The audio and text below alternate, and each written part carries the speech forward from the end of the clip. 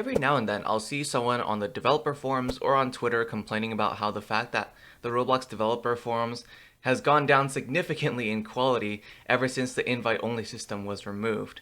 And here's why I think that may be true, but can also be a good thing. I think one of the most exciting parts about Roblox is just the low barrier of entry. It's not something like Unreal Engine or Unity where people probably need a little bit of background programming knowledge before they can really dive into it. Roblox is a little bit more intuitive and simple than that, meaning that there's going to be a lot more people who are just interested in learning about Roblox game development and game design in general.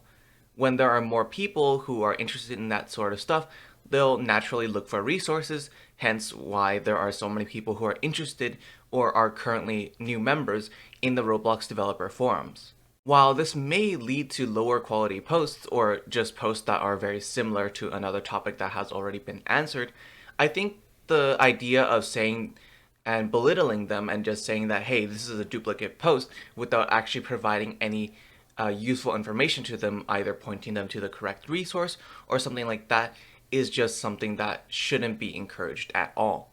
And I think one of the reasons why this has become such a big issue recently is just because a lot of people sort of see the regular rank or the tag on the Roblox developer forums as some sort of badge of honor in some way, which has led to a lot of infighting between not even just regulars and members, but just members and members.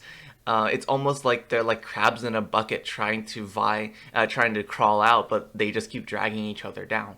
Another point that I want to go over is the disbanding of the post-approval team and the subsequent unlocking of one of the private sections of the Roblox developer forums. Now, there have been very, very mixed receptions about this, but no matter what your thoughts are on the post-approval team being disbanded, this is the direction that Roblox seems to be going in either way. It seems that even on the website proper and on the Roblox developer forums, they're trying to move away from a very manual process of moderation and more towards something that can be easily managed or even just have the community members self-police. As such, it would make sense to open up different sections of the forums to members of a lower trust level, even if that would introduce more topics and perhaps more low quality topics into that section. They trust that community members can police themselves, and if there are truly problematic posts, those will be flagged and those will be removed eventually by contributors and other people higher up.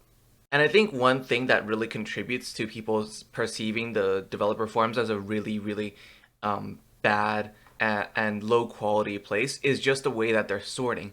For me personally, for someone that's just trying to help as many people as possible, I personally use the latest sort, but this gets all the new posts or all the updated posts as soon as they appear, which can push a lot of subjectively bad topics up to the top, because it might be just someone bumping a post, it might be someone just making a comment trying to farm likes or something like that. If you are just trying to look for good posts and things to just read, I would recommend sorting by top and sorting by the top of the week. This will provide you the best list of resources and the best list of posts for you to read. And the reason why I don't encourage people to do the top of every day is because due to the nature of the Roblox developer forums, it's still a little bit, there isn't a lot of content. And when there isn't a lot of content, you just sort of have to back up from the daily to the weekly in order to find consistently good posts. But to end off, I just want to give a small conclusion.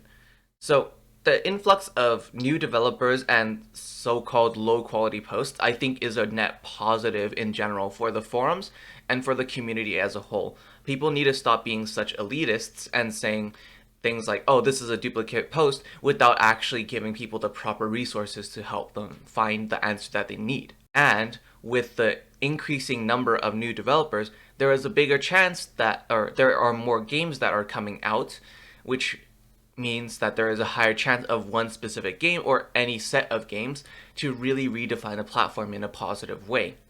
People need to stop worrying about getting the regular tag as if it's like a badge of honor of some sort. I think the purpose of the forums is and always should be to inform other people and to be informed, along with some other things like to show off your creations, what you've been working on, get feedback and things like that.